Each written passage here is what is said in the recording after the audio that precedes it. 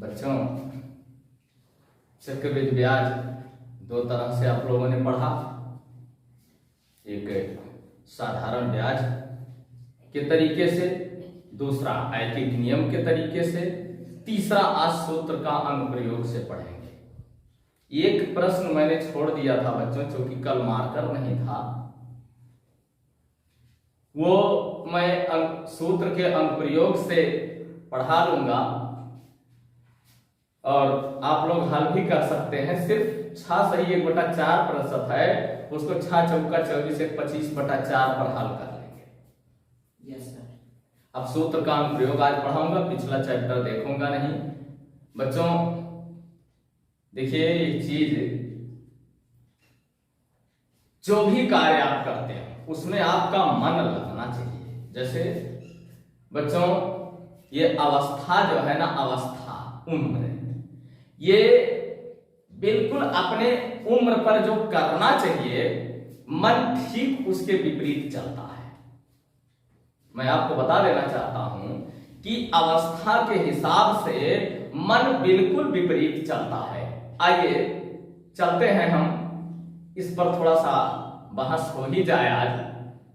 बच्चों, जिन बच्चों के पढ़ाई का उम्र होता है, वो बच्चे चाहते हैं कि हमको पढ़ना ना पड़ता तो बड़ा अच्छा लगता, अगर हमको पढ़ना ना पड़ता तो बड़ा अच्छा लगता। किसी न किसी बहाने से सोचते हैं आज स्कूले नहीं जाते, अगर स्कूल नहीं जाते तो थोड़ा सा आराम मिल जाता। अवस्था किसकी है? पढ़ाई की। और मन क्या कह रहा है कि अगर आज हम पढ़ने ना जाते तो बड़ा मजा आता, बड़ा अच्छा लगता। ठीक, पढ़ाई को छोड़ करके जब आप पढ़ चुके होते हैं या पढ़ाई छोड़ चुके होते, जो भी होता है, अवस्था इसके बाद कमाने की होती है।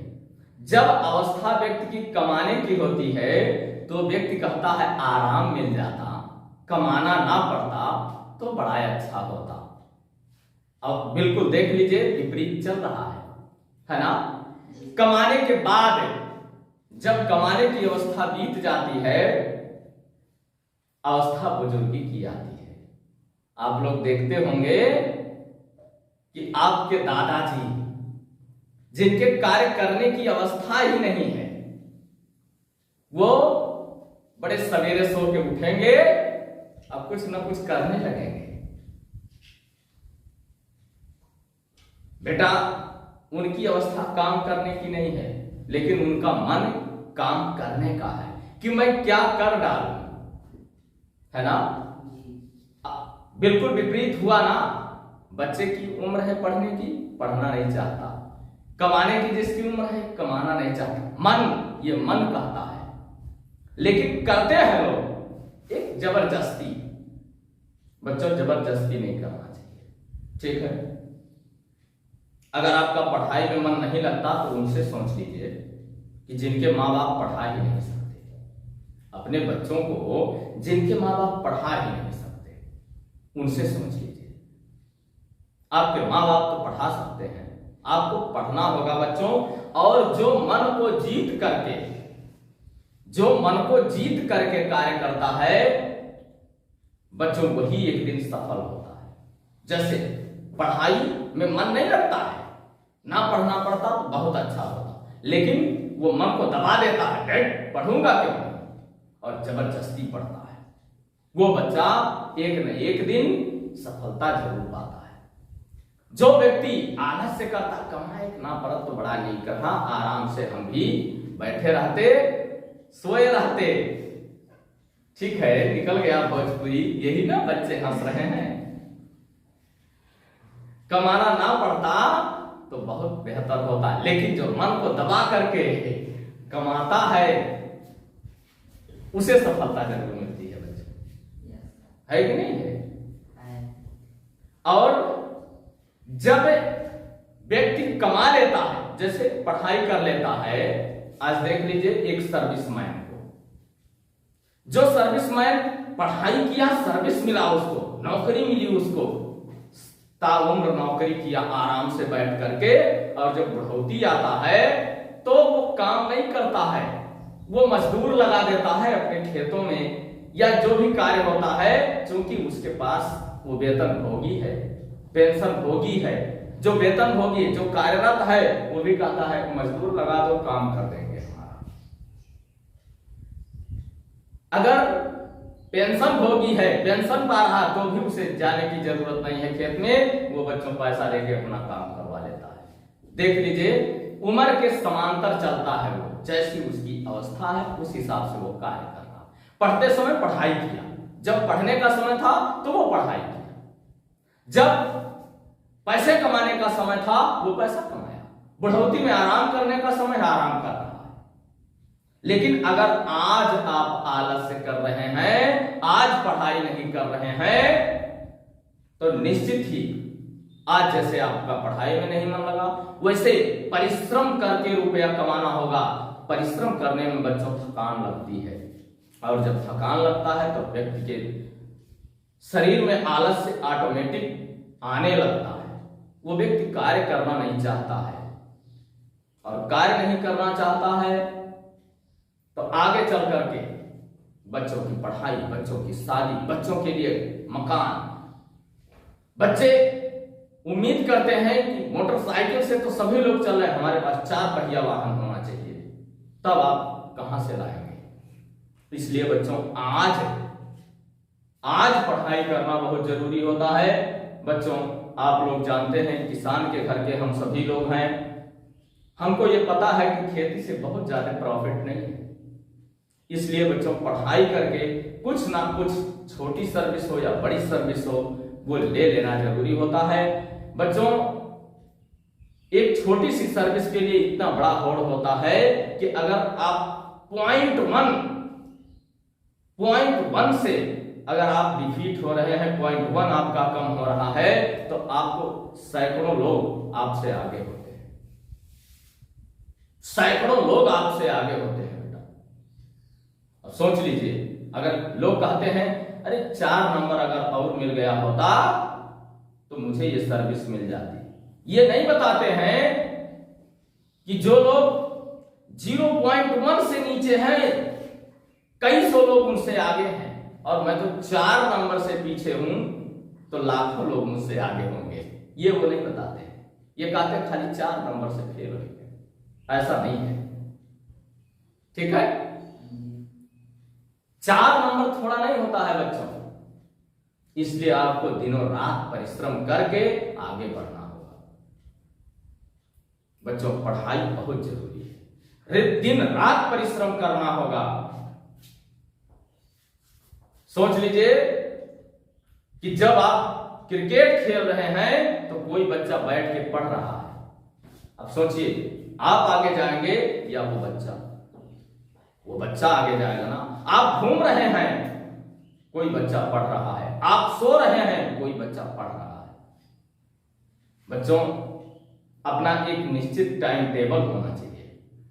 हम कब पढ़ेंगे, कब से कब तक पढ़ेंगे, ये टाइम टेबल होना बहुत जरूरी होता है। एक निश्चित टाइम, उस समय कहीं भी आप क्यों न हो, उस समय आपके हाथ में पुस्तक, कॉपी और पेन होना जरूरी है। अगर आपने टाइम टेबल बनाया कि मुझे शाम को 3 बजे से 5 बजे पढ़ाई करना है, या 4 बजे से 6 बजे तक पढ़ाई करना है, तो 4 से 6 बजे तक आपके हाथ में कॉपी और पेन होना चाहिए।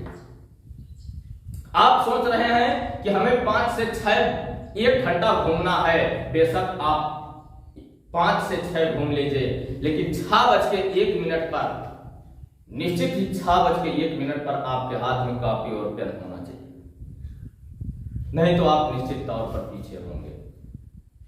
आप टारगेट बनाए हैं कि 6 से 8 बजे तक हम पढ़ाई करेंगे, 8 बजे से 20 मिनट हमको भोजन करना है, 10 मिनट भोजन करने के उपरांत हमको छत पर टहलना है, या गार्डन में टहलना है, या अपने घर के बगल में घूमना है। क्या करना है वो आप जाने। आधा घंटा कैसे समय पास करेंगे, वो आधा घंटा आप समय पास कर सकते हैं, लेकिन ये जान लीजिए कि जब आप भोजन कर लिए हैं तो भोजन करने के उपरांत बच्चों कम से कम 1 से 1.5 घंटे भोजन के उपरांत आपको पढ़ाई करने की आवश्यकता है। इसके बाद बच्चों सुबह होने के 1 घंटे पहले, बहुत ज्यादा है, सुबह होने के 1 घंटे पहले आप लोग बच्चा साथ में है, कहीं आईएएस पीसीएस की तैयारी तो नहीं कर रहे हैं कि पूरी रात जगेंगे पूरा दिन सोएंगे। जो आईएएस पीसीएस की तैयारी बच्चे करते हैं वो अपने हिसाब से टाइम टेबल बनाते हैं, लेकिन मैं ये नहीं कह रहा हूं कि आप पूरी रात जगह पूरा दिन सोएंगे तो कैसे काम चलेगा। लेकिन अगर मान लीजिए 5 बजे भोर होता है बच्चों, 5 बजे सुबह होता है, तो आपका ये दायित्व होता है कि 4 बजे जग जाएंगे, 1 घंटा पढ़ाई करेंगे, वो अपना सब्जेक्ट याद करने का 1 घंटा आपको जरूर अपना सब्जेक्ट याद करना होता है बच्चों। 1 घंटा अगर सब्जेक्ट याद करते हैं, सुबह के समय माइंड बिल्कुल फ्रेश होता है, आप सो के उठते हैं आपका माइंड एकदम फ्रेश होता है। सो के उठने के बाद जो भी आप 2 बार देख लेंगे वो निश्चित तौर पर याद होगा। और याद होने का तात्पर्य ये नहीं है कि आप रट्टा मार रहे हैं, ऐसा याद नहीं किया जाता।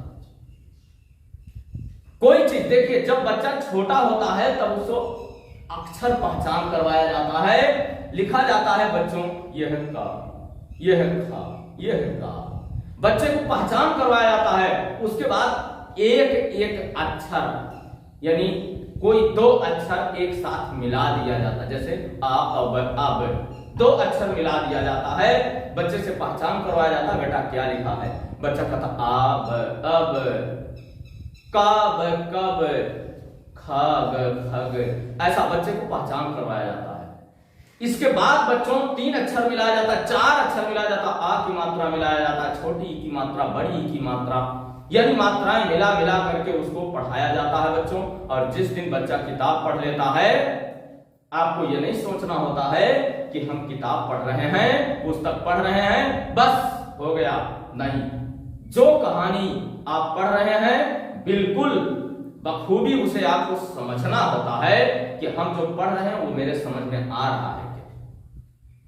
अगर वो चैप्टर आप हिंदी पढ़ रहे हैं, आपको हिंदी की कहानी बखूबी समझ में आनी चाहिए।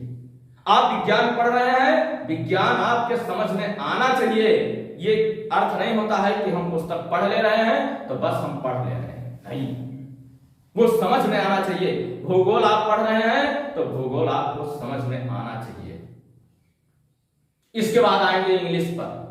इंग्लिश में जितने शब्द होते हैं बच्चों, इंग्लिश के पाठ में या पुस्तक में जितने भी शब्द होते हैं, एक एक शब्द की मीनिंग और स्पेलिंग आपको याद होनी चाहिए। एक विषय पढ़ करके कोई बच्चा बहुत बुद्धिमान नहीं बन जाएगा बेटा।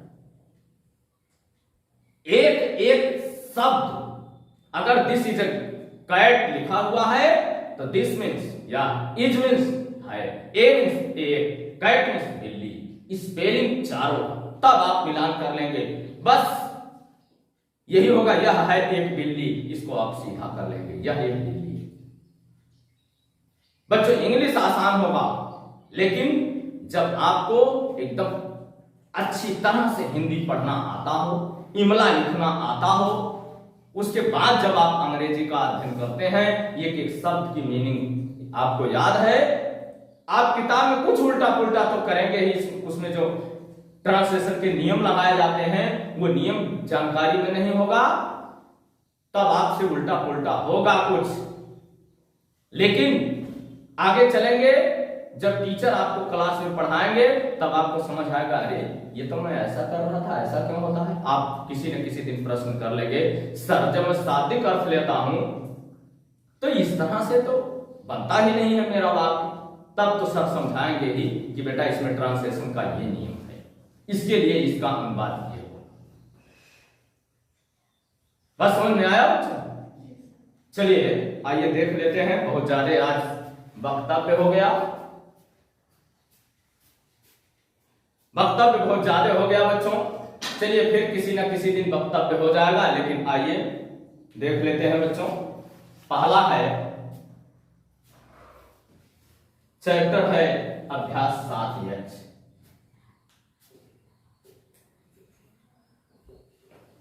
अभ्यास 7वें का यच। क्या कहना चाह रहे हो बेटा?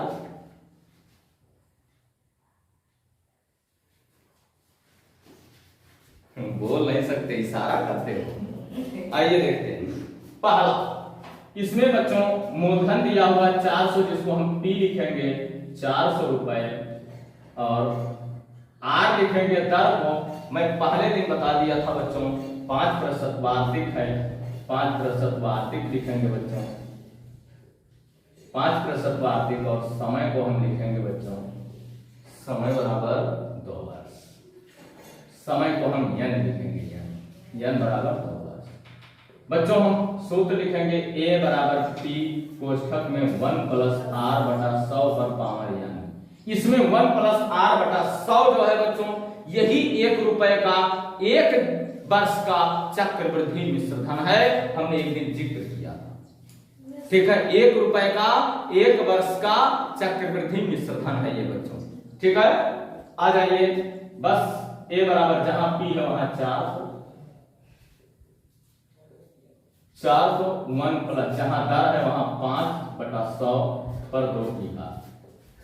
A बराबर 400, 5 एकन्य में 5 20 100, 20 एकन्य में 20 21 बटा 20 पर 2 की घात। A बराबर हो जाएगा बच्चों 400 गुणे 21 बटा 20 गुणे 21 बटा 20, 20 एकन्य में 20 20 40, 20 एकन्य में 20 एकन्य में A बराबर हो जाएगा बच्चों 21 441 रुपए। 441 रुपए होगा बच्चों, इसमें हमें चक्रवृद्धि मिश्रधन ही ज्ञात करना था, यही हमारा आंसर हो जाएगा। आ जाइए दूसरे को देखना है, इसमें भी चक्रवृद्धि मिश्रधन ही ज्ञात करना है बच्चों।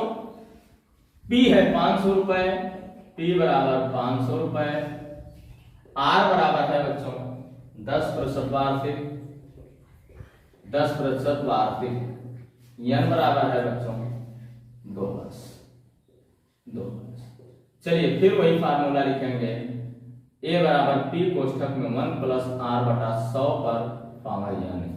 A बराबर हो जाएगा बच्चों 500, 1 प्लस 10 बटा 100 पर 2 की घात, 1 0 से कटा, 10 एकन्य 10 से 11, ये हो जाएगा बच्चों 511 बटा 10 पर 2 की घात बराबर 500 गुणे 11 बटा 10 गुणे 11 बटा 10, 1 0 2 0 1 0 2 0, ये हो जाएगा बच्चों 5 गुणे 11 के रहने में 121 होता है, 5 एकन्य में 5, 5 गुना 10, 5 एकन्य में 5, 605 रुपए, ये हमारा आंसर होगा। इस तरह से आइए तीसरा भी देख लेते हैं, इसमें चक्रवृद्धि ब्याज ज्ञात करना है बच्चों। तीसरा P बराबर, तीसरा है बच्चों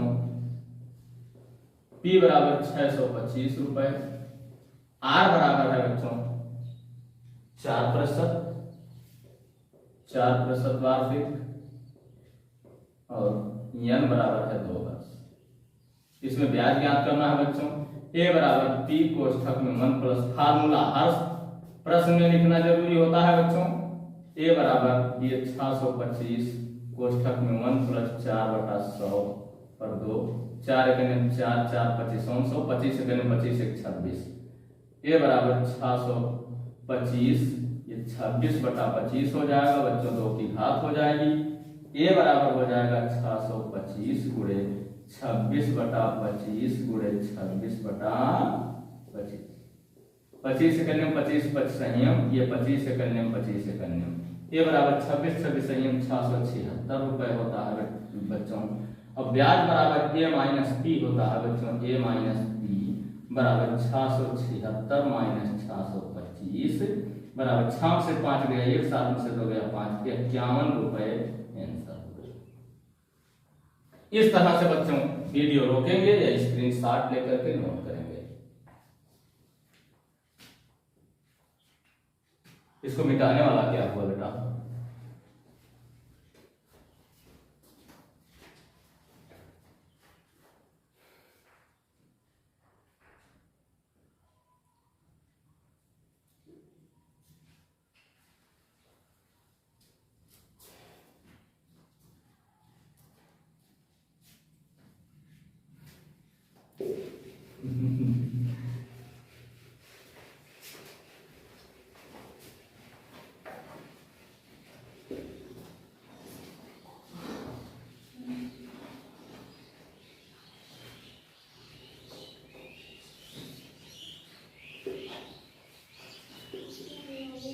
चलिए चौथा देख लेते हैं बेटा।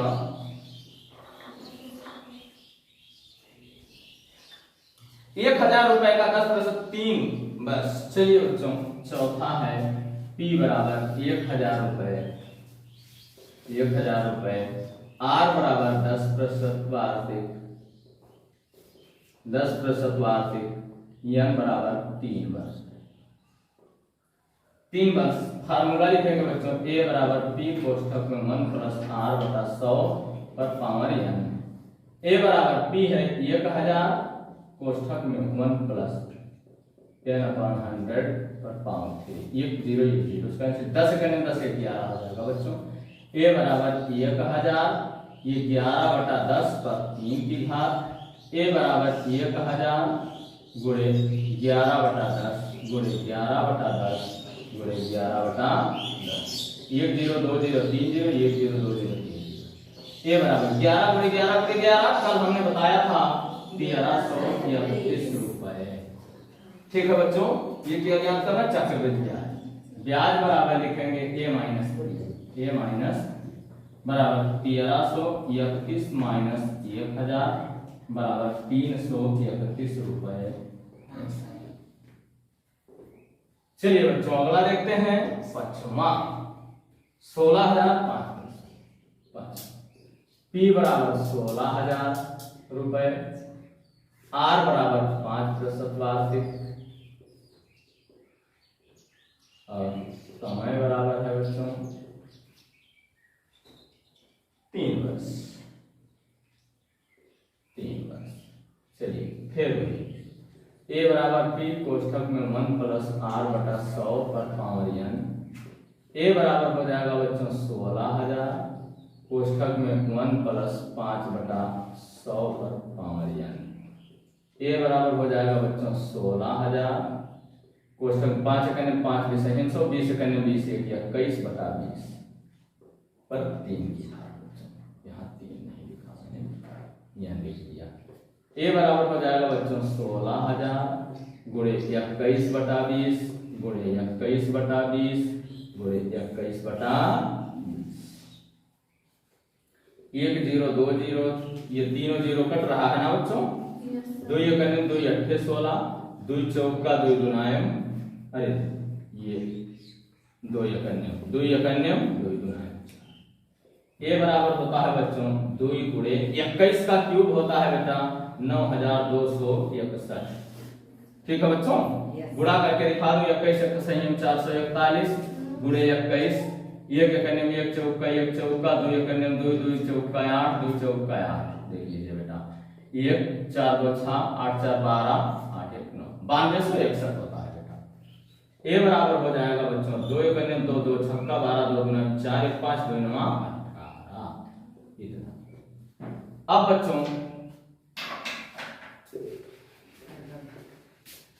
तो चालू करो बच्चों, इस गुणा में थोड़ा सा गलती हो गया। 2 1 2 2 छक्का 12 के 2 होना चाहिए यहाँ। ये हो गया बच्चों। ब्याज ज्ञात करेंगे, ब्याज बराबर हो जाएगा A माइनस B। ब्याज बराबर हो जाएगा बच्चों 18,522 और माइनस 16,000 बराबर हो जाएगा बच्चों 2,522 रुपए। ये हो जाएगा। इसके बाद अगला है बच्चों छठा। मनोज ने 2500 रुपए अपने बचत खाते में जमा किए। 2 वर्ष बाद उसे कितने रुपए ब्याज के रूप में मिलेंगे? ये बचत खाते में 4% वार्षिक चक्रवृद्धि ब्याज है। चलिए बच्चों छठा है, वही है बच्चों बिल्कुल। P बराबर 2500 रुपए, 2,500 रुपए। R बराबर 4% है बच्चों, 4%। और N बराबर 2%। ये वार्षिक लिखना हम भूल गए। A बराबर कितने रुपए ब्याज मिलेंगे? ब्याज की गणना हमें करना है। P कोष्ठक में 1 प्लस R बटा 100 पर पावर है। A बराबर हो जाएगा 2500 कोष्ठक में 1 प्लस R है बच्चों 4 बटा 100, 4 करने 4 25 100 पर पावर। A बराबर 2500 25 सेकंड में 25 एक 26, 26 बटा 25 पर 2। ए बराबर हो जाएगा बच्चों 2500 गुणे 26 बटा 25 और गुणे 26 बटा 25। ये 25 सेकंड में 25 100 हो गया बच्चों। 25 सेकंड में 25 चौक का 100। ए बराबर 26 26 हम 676 में बता चुका हूं, 4 गुणे 676। ए बराबर हो जाएगा 4 छक्का 24, 4 सत्ते 28 हुई 30, 4 छक्का 24 27। 27 में 4 रुपया ब्याज हमको ज्ञात करना है बच्चों। ब्याज बराबर होता है ए माइनस बी। ब्याज बराबर हो जाएगा बच्चों 2700 4 माइनस 2500 बराबर 204 रुपए। ये 204 204 है बच्चों, 204 रुपए 204 रुपए। कहीं कोई दिक्कत तो नहीं है बच्चों? आसान है बिल्कुल। पढ़ाई आपको बहुत मेहनत और लगन से पढ़ने की जरूरत है बच्चों। तो इसमें से 3 बच रहा है बच्चों, 3 ये और ये पीछे जो मैंने कहा है कि फार्मूला पर रख कर पढ़ा दिया जाएगा, वो बच रहा है 3 ये बच्चों। ये कल के वीडियो में हम पढ़ा रहे हैं।